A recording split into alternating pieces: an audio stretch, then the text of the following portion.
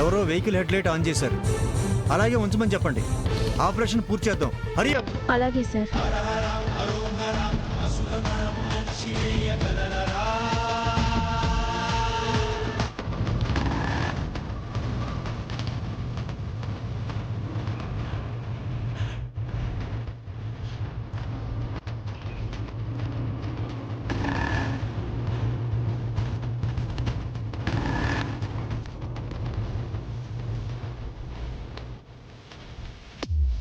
అన్న 6 ప్లేట్లు ఇడ్లీ పార్సల్ చేసి ఇవ్వండి.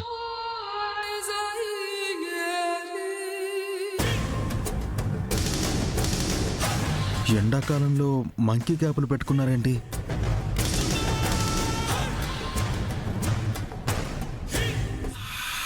అత్త, ఇడ్లీలు నేను తీసుకొస్తాను, నువ్వు వెళ్ళు.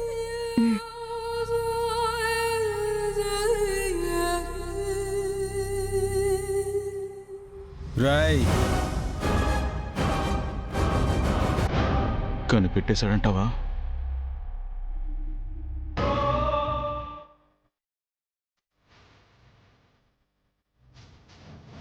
రాయ్, కనిపెట్టేశాడు రోయ్.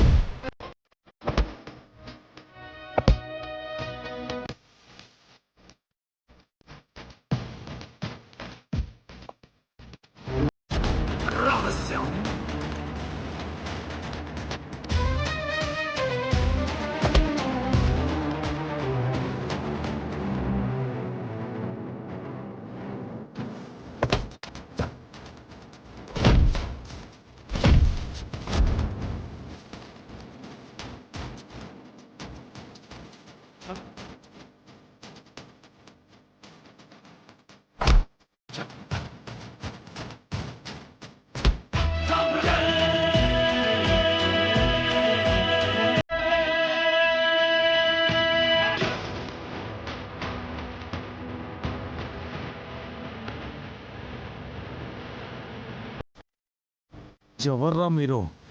మా నాన్నని చంపడానికి వస్తే మిమ్మల్ని ప్రాణాలతో ఎలా విడిచిపెడతాను అనుకున్నారా?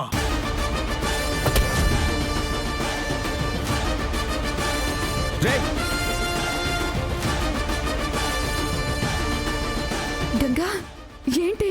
ఎవరు వాళ్ళంతా? ఆ రౌడీలు ఎవరో, వాళ్ళ వెనకున్నది ఎవరో అని పట్టుకుంటానత్తా. వాళ్ళు పారిపోయారు కదా గంగా. ఒకడి చేతికి పచ్చబొట్టు చూశానత్తా. వాడు దొరికితే వెనకున్న వాళ్ళందరూ దొరికి తీరాలి. సరే, వెళ్దాం పద. రా.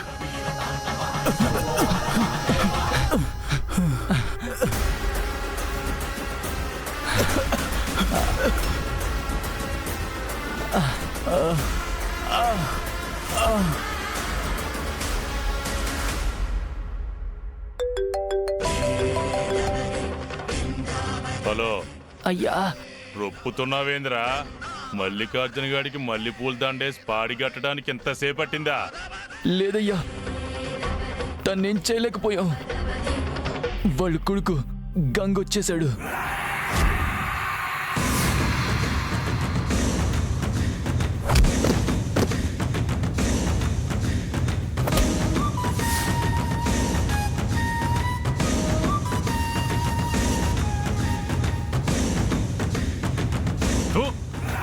చేతగాని దద్దమ్మల్లారా, ఒక్క పని సరిగ్గా చేయడం చేత కాదు.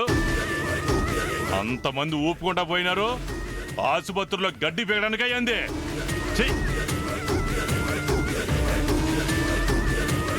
ఆపరేషన్ ఎట్టా అయ్యిందో ఏంటో. సాఫీగా అవ్వకుండా ఉంటే నా ఎలా చచ్చిపోతాడు ఇయాల.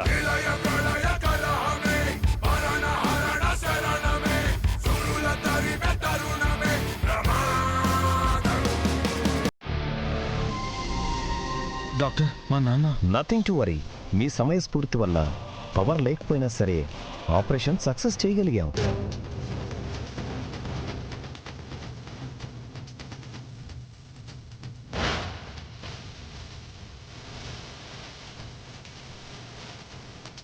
అన్నయ్య మాట్లాడగలుగుతారా డాక్టర్ గారు? లేదమ్మా, ఆయనకు ఆపరేషన్ చేసి ప్రాణాపాయం నుంచి కాపాడాం, కానీ కోలుకోవడానికి 2 వారాలు టైం పడుతుంది.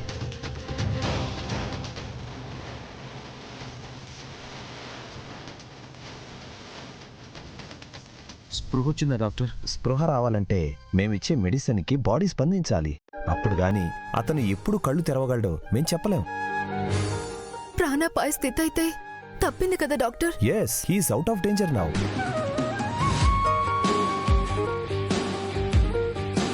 త్వరగా కోలుకోవాలని ఆ దేవుడి మీద భారం వేసి ఎదురు చూడడమే.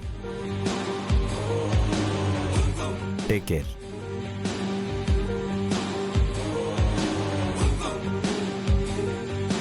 పోనీలే గంగా, 10 రోజులు ఆలస్యమైతే ఏమైంది? మీ నాన్నని బ్రతికించుకున్నావు.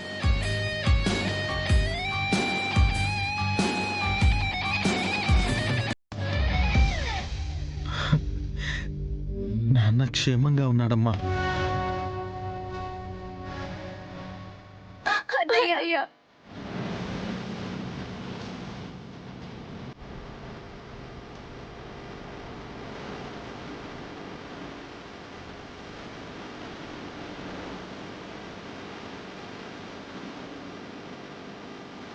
నువ్వెంత కష్టపడ్డావో నాన్నకి తెలియాలి.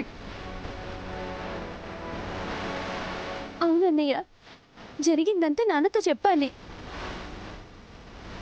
ముందు మీ నాన్నని జాగ్రత్తగా కాపాడుకోండి.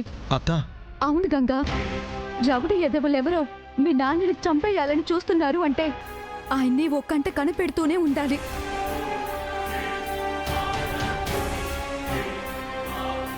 నిజమే అత్త. దేవాబావకు చెప్పి మా నాన్నకి కాపలాగా ఉండమని అడగాలి.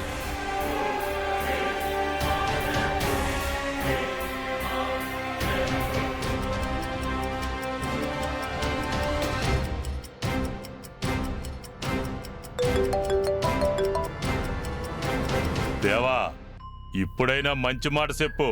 మళ్ళీ మామ బతికాడు నాన్న. అది ఆళ్ళకి శుభవార్త, మనకెట్టా అవుద్ది? కళ్ళు తెరవడానికి మాట మాట్లాడడానికి 2 వారాలు పడుతుందని డాక్టర్లు చెప్తున్నారు. అట్టనా? అయితే ఎప్పుడైనా సావచ్చాడు. వీలు కాదు నాన్న. పోలీసుల్ని పహారాగా ఉంచడానికి గంగ ఆలోచిస్తున్నాడు. మర్డర్ ప్రయత్నాలు జరుగుతున్నాయంటే అట్ట ఆలోచించడం మామూలే చిన్నోడా. పోలీసుల్ని ఉంచాలన్నా తీసేయాలన్నా నీ చేతిలో పనే కదరా. నన్నే అడగాలని గంగ అనుకుంటున్నాడు. శుభం, అప్పుడు ఇంకా మంచిది. సులువుగా ఆడ అప్పని పైకి పంపించేయచ్చు. నా రికమెండేషన్తో వచ్చిన పోలీసులు కూడా కాపాడలేకపోయారంటే నా ఉద్యోగం పోతుంది. హాస్పిటల్లో ఇలాంటి జాబ్కి సంబంధించిన రిస్కులు తీసుకోలేను నాన్న. సరేలే, మల్లిగాడు స్పృహలోకి రావడానికి 1 రోజులు పోవాలా. ఆ లోపు ఏం చేస్తే సత్తాడో ఉపాయం ఆలోచిస్తే 5 నిమిషాల్లో ప్రాణం తీయొచ్చు. కోమాలో నుండే కాటికి పోయినాడని చెప్పడం బాగుంటుంది.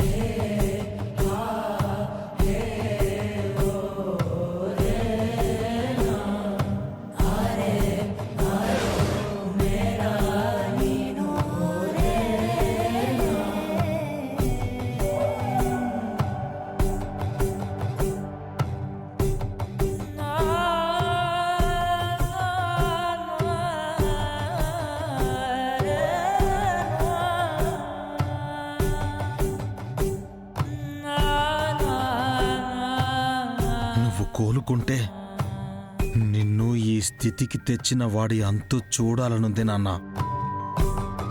అప్పటి వరకు నువ్వు జాగ్రత్తగా క్షేమంగా ఉండాలి, మాతోనే ఉండాలి. వినాశమే కోరుతుంది విద్వేషపు విషజ్వాల,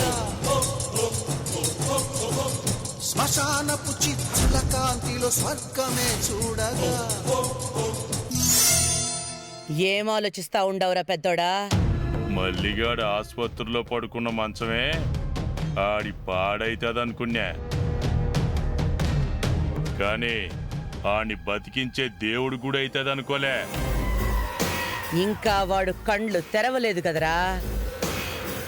మళ్ళీ మావ లేస్తే నన్ను లేపేస్తారు నానమ్మ. చంపాలనుకుంటే స్వర్గానికి పంపేయాలా, అంతేగాని ఇట్ట ఇడిసిపెట్టి చేతులు పిసుకోరాదు. నువ్వు మాత్రం ఏం చేస్తా ఉండవు? ఆటో శంకరాన్ని లేపినావా ఏంది? ఇప్పటికీ ఆడెక్కడున్నాడో తెలుసుకుంటువా? కొడుకు ననడం కాదు, తండ్రిగా నువ్వేం చేసినావో ఓ తూరి చూసుకో. నానమ్మ, వాళ్ళ నాన్నను పొడిచింది నేనే అని గంగకి ఏ క్షణమైనా తెలిసిపోతుంది. అప్పుడు తనను అడ్డుకోవడం చాలా కష్టం. నా పేరు వరదరాజే గాని ఆడి కోపం వస్తే గంగే వరదై మనల్ని ముంచేస్తాడు. శివుడు మూడో కన్ను తెరిస్తే అట్టుంటాదో, గంగ పిడికిలు బిగిస్తే అట్టుంటాది. అనుభవాలు చెప్తా ఉండవు, కానీ కావాల్సింది జ్ఞాపకాలు కాదురా పెద్దోడా, గండం నుంచి తప్పుకునే తొవ్వలు. నాకైతే ఏ దారి కనిపిస్తలే. మల్లిగాడికి స్పృహ వచ్చేలోపే పని కానిస్తే ఎట్టా ఉంటుందో చూడండి. హాస్పిటల్లో బందోబస్తు ఉంది నాన్న. ఇప్పుడు అలాంటి పిచ్చి పనులు ఏమి చేయొద్దు. పోలీసుల్ని పెట్టించింది ఎవర్రా? నేనే. ఎందుకంట? గంగ అడిగాడు. నీ చేతులు నువ్వే నరికేసుకోవడం అంటే ఇదే. పహార పెట్టి ప్రాణాలు తీయడం ఎట్టా అని తలకాయ సీదుకుంటే ఎట్టా? చూసినావా నీ మనవడి తెలివి? ఆడేం చేస్తాడ్రా? గంగకు అనుమానం రాకుండా చెయ్యాలి కదా. సరే గాని ఈయన్ని బతికించే దారేంటో చెప్పు. కళ్యాణ మండపం ఒక్కటే దారి. ఎట్టాది? మల్లికార్జును కోలుకోవడానికి వారం 10 రోజులు పడతాదని చెప్తా ఉండాడు కదా. ఈలోపే శ్రీవల్లి మెళ్ళో అబ్బోడు తాళిగడితే కన్న తండ్రి కన్న కూతురి పసుపు కుంకుమలు తొడిచేయడని గంగతో చెప్పలేడు. ఈ ఐడియా ఏదో బాగుంది నానమ్మ. అన్నీ బానే ఉంటాయిరా. పెళ్ళంటే ఆషామాషి అనుకున్నావా ఏంది? పెద్దోడా, ఆలోచన చెయ్యొద్దు. పొద్దున్నే లగ్న పత్రిక చదివించి 4 దినాల్లో పెండ్లైపోవాలా.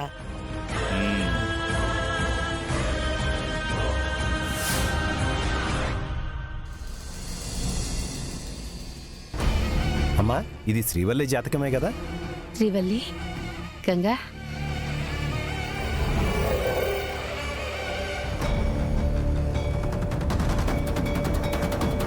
గంగా కూర్చోరా. పర్వాలేదత్తా. ఎంతైనా పుట్టింటోళ్ళంటే తిరుపతమ్మకి చచ్చంత ప్రేమరా.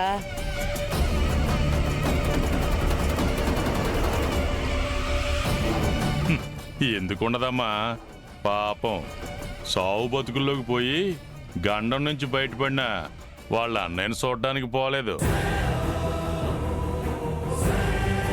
ఎందుకు రాలేదత్తా?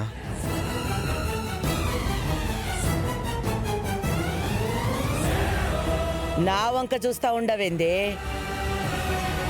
మా అన్న ప్రాణాలతో తిరిగొస్తాడనే నమ్మకం నాకుండాది అని ఆడికి పోయి నేను మాత్రం చేసేది ఏముండదని ఈడని ఉండి అమ్మోరికి పూజలు చేస్తా అన్నావు, చేసినావు.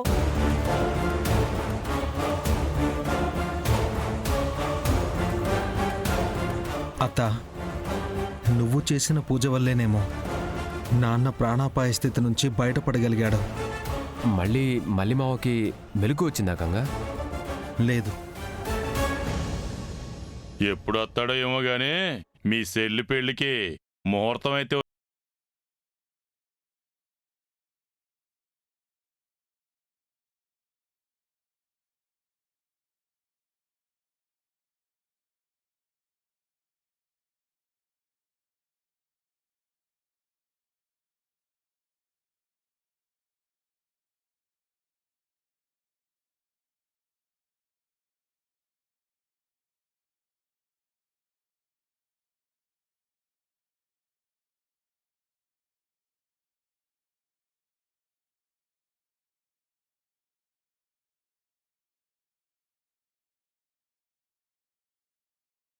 పెళ్లి చేసేద్దామంటున్నారు.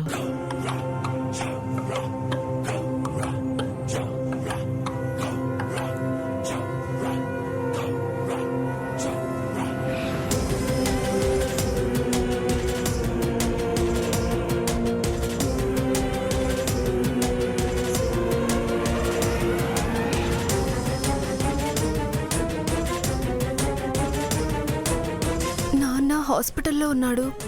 ఆయన కోలుకున్నాకే. అది కా శ్రీవల్లి, మావయ్యకి ఎప్పుడు స్పృహ వస్తుందో గ్యారంటీ లేదు. ఈ ముహూర్తం దాటితే మళ్ళీ మంచి ముహూర్తాలు లేవంటేనే పంతులు గారిని ఇంటికి పిలిపించాం.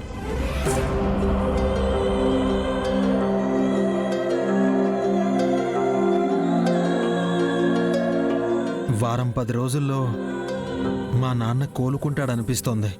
జరిగే పని చూడండిరా. అదే ముహూర్తాలు ముఖ్యమని చెప్తా ఉండా.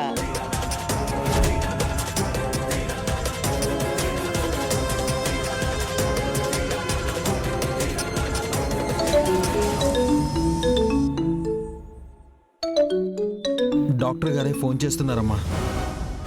చెప్పండి డాక్టర్ గారు. గంగా ట్రీట్మెంట్కి రెస్పాండ్ అవుతున్నారు. గుడ్ సైన్ ఇది.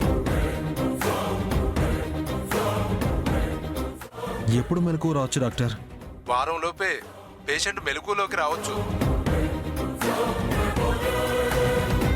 అలాగే డాక్టర్, మంచిది, ఉంటాను.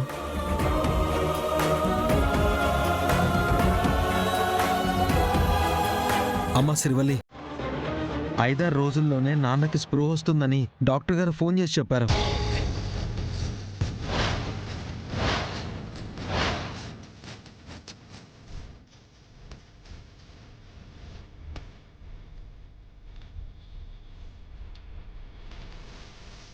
అవునా అన్నయ్య, చాలా సంతోషంగా ఉంది.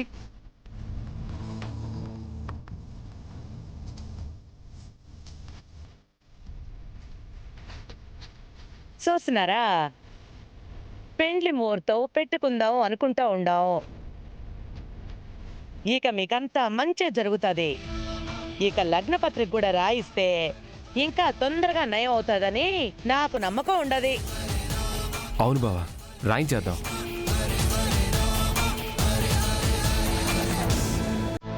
చెప్పు తిరుపతి. ముహూర్తం పెట్టుకుందాం గంగా. అన్నయ్య కోలుకున్నాడా సరే, లేదంటే ఇంకొక వారం ఆగుదాం.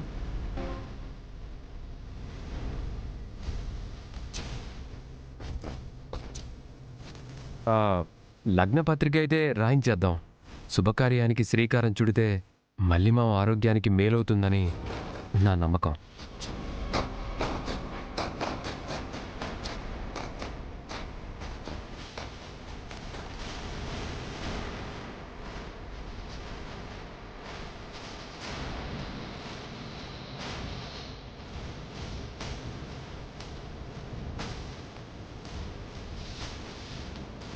నీ ఇష్టం అన్నయ్య.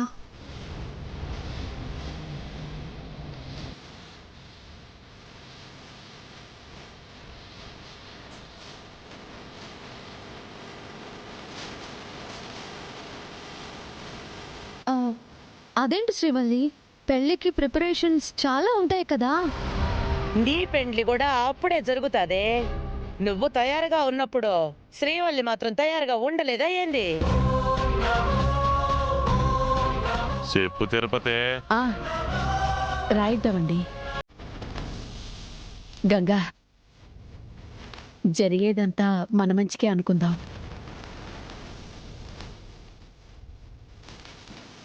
నువ్వు కానివయ్యా పంతులు గారు. అమ్మా, శుక్రవారం దివ్యమైన ముహూర్తం ఉంది.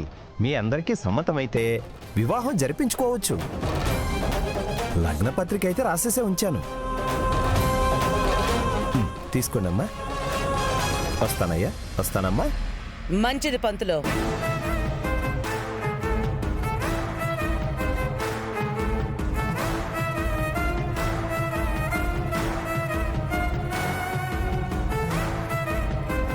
నమస్తే అంకుల్. నమస్తే బామ్మగారు. హాయ్. ఏం బాబు, మీ అమ్మ నాయన కూడా వచ్చినారా? లేదు అంకుల్, నేను ఒక్కడనే వచ్చాను. శివపార్వతిని రెస్టారెంట్కి తీసుకెళ్ళి ఒక 10 నిమిషాలు మనస్ఫూర్తిగా మాట్లాడదామని వచ్చాను.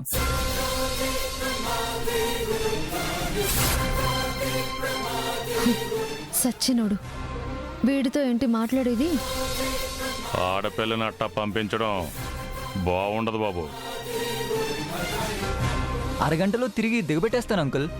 కాలం మారిపోయి ఉండొచ్చు గాని బామ్మగారు, నిశ్చితార్థం అయినా పెళ్లి దగ్గర పడుతున్నా మేమిద్దరం కలిసి మాట్లాడుకున్నదే లేదు.